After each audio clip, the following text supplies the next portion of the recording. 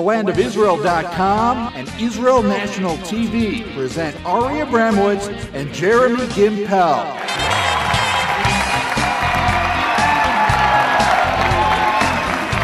Live from the heart of Israel, it's Tuesday Night Live in Jerusalem.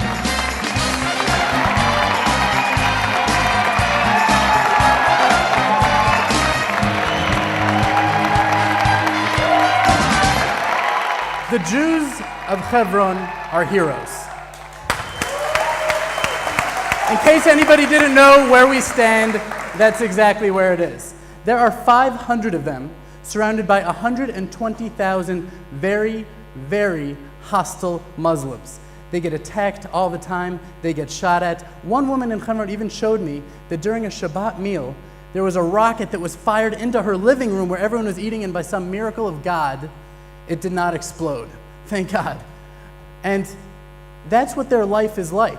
That's the life of a settler in Hebron. But the truth is, I don't like using the word settler.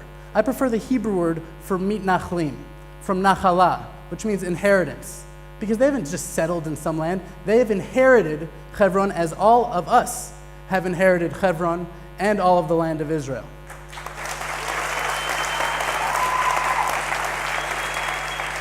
Let me tell you though, they're not there for themselves. They're there for all of us in this room and for every Jew all around the world.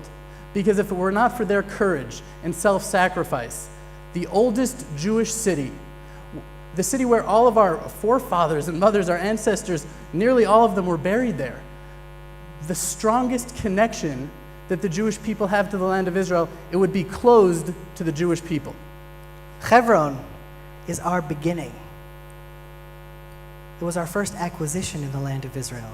King David, before moving to Jerusalem, reigned in Hebron for 7 years. Hebron comes from the Hebrew word chibur, which literally means connection, because Hebron is our connection to the land of Israel. It's our connection to the faith of Israel. When the early Zionist settlers came to Israel in the 1800s, they weren't coming because of Tel Aviv. Tel Aviv was established decades later.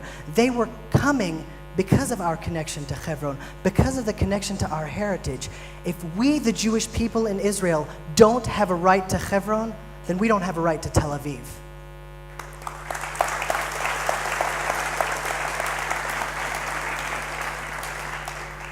I want to tell you that the founding fathers of the modern state of Israel, they not only encouraged the Jews to go settle in Hebron, they truly supported it.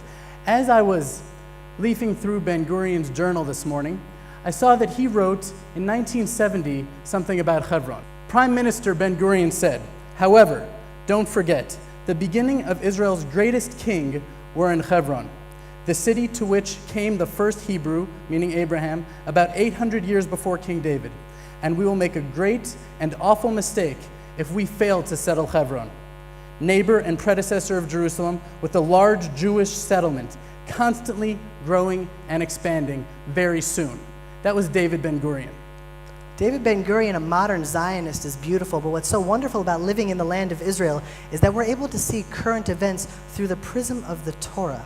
And when we look at Hebron, we recall the story of the spies. When the Jewish people sent the spies into the land of Israel, when they first encountered giants, it was in the city of Hebron, and immediately the nation was divided. It was the nation saying, "My goodness, they're so big, they're so strong, there's so many, we're so little, we're so weak." But there was a small group, a pair of courageous spies that said, "No, if you believe, you can do anything." And today we stand at the same challenge. In Hebron, it looks like the odds are impossible. A few hundred settlers, hundreds of thousands of Arabs. How are we going to do it? And yet still today, there's this small group of Jews that believe with all of their heart that they're going to live there, their wives are going to live there, their children are going to live there, and their children's children are going to live there. So Ari and I went all around Israel to share what's happening in Israel with you. We went through both sides of the spectrum in Israel, and we hope that you enjoy feeling the emotions, understanding the theologies and the pathologies of what's happening here in Israel, in this beautiful country. And now, meet the street with Ari and Jeremy.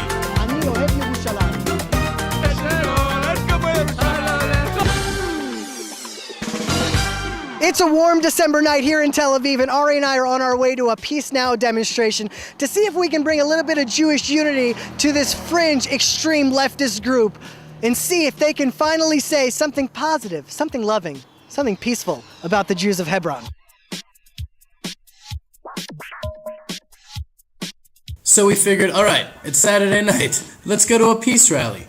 We probably see a lot of tie-dye, some rainbows, a lot of hugging and face painting, perhaps some creative peace signs, and maybe even a peace pipe packed with who knows what.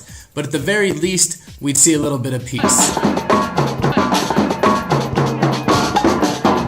So you can imagine how unprepared we were when we encountered flaming torches, a heavy police presence, anti-settler chants, t-shirts and tattoos of various totalitarian dictators, and detestable posters calling for the demise of 5% of Israel's population, the settlers. I don't know, is this how you imagine a peace rally? Ari and I are at a Peace Now rally to free Hebron. Peace Now, a radical left nonprofit organization funded primarily by Europeans who hate Israel and want to destroy us from within. Let's go free Hebron. There's been an escalation in Zionist terror, settlers terror in the city of Hebron. It's against the Jewish terror in Hebron now.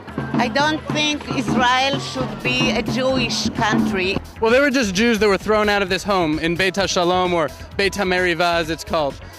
They actually have videotaped transaction where the Arabs signed the contract, received $1 million. Should they not have the right to buy property and live there? No right.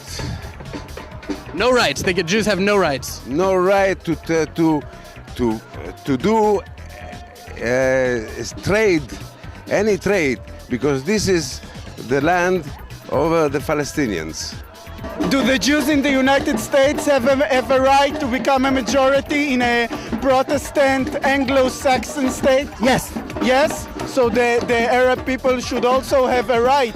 Who is this? Is this the defense minister of Israel? No, it's Stalin. Explain your shirt to our viewers, please. Basically, the situation is complicated and the violence is only going up. So when the situation is complicated, you need to evacuate.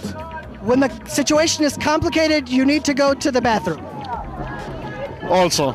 So we're on the way to Hebron, the city of our fathers. It's a Friday morning, and we're going to go to the cave of the patriarchs, where Abraham and Isaac and Jacob, where Sarah and Rebecca and Leah are buried. Adam and Eve are said to be buried there. This is the place that Abraham actually purchased in the Torah. That is our deed to the land. Anyways, we're going to be going to Hebron, and we're going to be meeting the settlers firsthand. We're going to be meeting the ruffian youth that's being villainized all over the media. We're going to be meeting the Jews there and see if what our Peace Now brothers said really holds up. We were just at a Peace Now rally, and there was a lot of anger and hatred towards the Jews of Hebron. How do you feel as a Jew here in Hebron about a Jew in Peace Now? They live like in a dream. They don't really know the reality, because the peace now is here. We live normally, love everyone. All the Jewish in the world's coming here, and it's a real peace. The Jews of Peace Now. What's the nicest thing you could say about them? Oh, that they put Hebron in every newspaper every day. Kol hakavod. Majority of Israelis are complicit in it. They're taking part in terror activity. So, what's your favorite method of inflicting terror? Terror that the kids will go to sleep in time at night. So, as we see, we have bullet holes all over the place. That's why they call these trailers holy trailers. Holy trailers. Is this one of your methods of terrorism, to put your home in the middle of their shooting ranges? I looked like a terrorist. I'm a nurse. What is the nicest thing you could say about the settlers? That we're waiting for them to come back home, which is here inside Israel. They are very happy people. The nicest thing, they're criminals. Maybe when you talk to them, maybe they understand the art, maybe they have good English, maybe, I don't know, but they're criminals, they're thieves, they're violent, they're crazy. These are the nicest things you can say? And they have nice yarmulke. Well, I'm afraid I'm not a supporter of the settlers living in Hebron. No, I despise them, I hate them, I want them out. They have nice songs. about God, about Israel. They are very happy people. It's a problem that they are not, in my opinion, but they are very happy people. The settlers are Judeo-Nazim. What would you say to the Jews of Shalom Achshav, of Peace Now? Is there something you could see about them that's good, that you can love? Yeah, they're Jews, but you have to find it deep inside of them. You have to really do Hafirah, go deep inside. But hopefully they'll come around soon. We have tikva. We have hope for them. They have good intentions, some of them. For me, they are the worst enemy of Israel right now, worse than Arabs.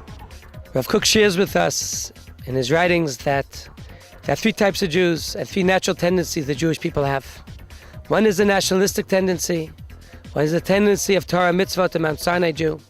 And then there's a Jew of Tikkun Olam. A Jew, his interest is to fix the world and bring equality to the world. But Rav Kook also writes, although these three tendencies are healthy and good, God forbid if one becomes to an extreme, it becomes an illness, a sickness, a pathology. And it breaks my heart that Peace Now, that started perhaps as being the Tikkun Olam Jews, those who want to fix the world, has become now to such a dangerous movement, who place all the energy in having mercy upon the enemies and yet being cruel to those who they're supposed to love. When you talk to them, you never talk to an individual like me. What stereotypes do you have to say about the Palestinians? Those are stereotypes about the settlers. Do you have stereotypes also about the Palestinians? Well, those that I met were most of them farmers and reasonable people. So those are the individuals? Yeah, of course, with them, I say the individuals. But the settlers are not individuals. That's the problem. The settlers are the terror. The settlers are the terrorists. The 400 settlers are terrorists. All the settlers in all the occupied territories. Hug a settler day. There's a day where everyone has to hug a settler. You see a settler, you hug him. Well, I'm willing to hug nice settlers. I've known some nice settlers. I'm willing to hug them. Ari and I are starting this initiative, a Mivtza, Hug a Leftist Day. Find all the leftists we can have and hug them. What do you think about that idea? It's a great idea, but he will claim that I attacked him and will be in jail at the same minute. That's okay, everyone will agree. I don't believe in hugging people that want to kill me and want to throw me out of here. We have a day where hug a settler. We walk around and every settler that you see, you give them a big hug to bring more unity. No. What about I don't want to hug them. What about shoot a settler day? No. No. How about Definitely not. pat a settler on the back day? Oh, I think it's a great idea. Send a letter to a settler day. I have a message to the settlers. It's time to... An email. No, the message is very clear. Fax. I can use you. A fax, very impersonal. No. One bullet for every fascist. Whoa. All right. Straight to the point. All right. No more. If someone buys the house in Hebron legally, do they have the right to live there? No, I don't care. One bullet for every fascist, that's it. Is that not fascism? That sounds pretty fascist to me. I come from Germany, and I know what fascism is. I was chucked out of my bed at 2 o'clock in the morning on the 28th of October 1938. Raus! Alles anziehen!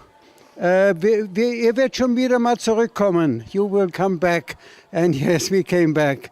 We came back to Israel in the end. The three most controversial places in Israel now are the Temple Mount, the Tomb of Joseph, and Marat Machpelah. Today we stand feet away from the epicenter of the spiritual controversy in the Middle East, here in Hebron. Why is it important for a Jew from New York to move to Hebron? Right behind us, you're looking here at the Marat Machpelah, the tombs of the patriarchs and the matriarchs. I see myself as a messenger of all of Am Yisrael, protecting, watching and guarding, and preserving the second holiest site to the Jewish people. If we weren't here today, God forbid, this would become another tomb of Joseph, destroyed, it would become into a mosque. And thank God, because we are here today, over half a million Jews every year come to daven here and to be here at the Marat Machpelah. What do you think their motivation is for living in Hebron? Well, I think it's a messianic, historic, religious, fundamentalist religious motivation. I think I understand it very well, but I disagree with them. In this country, we have no oil, we have no diamonds and gold, and almost we don't have water. We do have history and faith. And this is why the Jewish people return to this country and fertilize the desert, because of the belongingness of this country to the Jewish people. So what are you doing here in Hebron up in this outpost? We're doing the Tzayim of the Rebbe. The Rebbe said we should come out here and do mitzvah tefillin, come be, first of all, Avos Yisrael, come and be with the soldiers, put on film with them, do a mitzvah with them. What do you think that will accomplish? Bring Mashiach right away, that's the main point. I personally felt very bad all the time, disgusted with this. And I spent many years in trying to obliterate the crimes of the settlers. I want to live in Hebron because of our parents died here. And in this place, Avraham Avinu buy Me'arat HaMachpelah from Efron HaChiti, and we see this gate and the hall, and it's our home. Everything about Zionism is that Jews came, that Hagon Vilna and the students of the Baal Shem Tovs came here, and families died from diseases. That's why we have an existing state in Israel. Hebron is where it all started. Avraham Avinu came to Me'arat HaMachpelah and purchased the first purchase of the land of Israel in Hebron.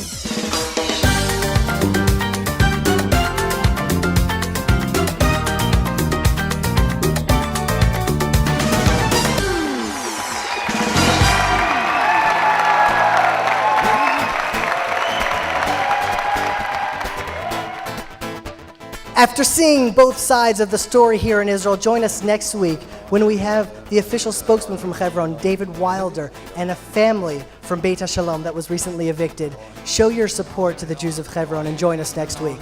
Shalom from Jerusalem.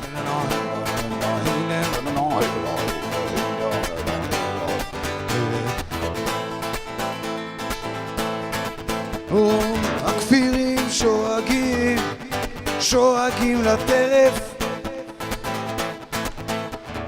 הכפירים שואגים לטרף, הכפירים שואגים לטרף, הכפירים שואגים לטרף,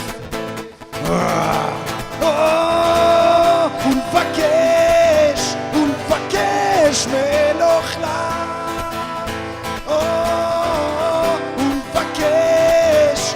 ונבקש מאלוהינו,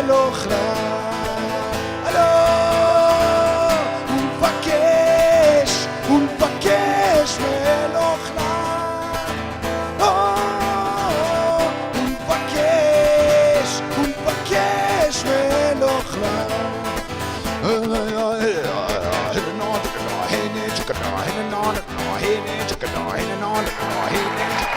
מאלוהינו.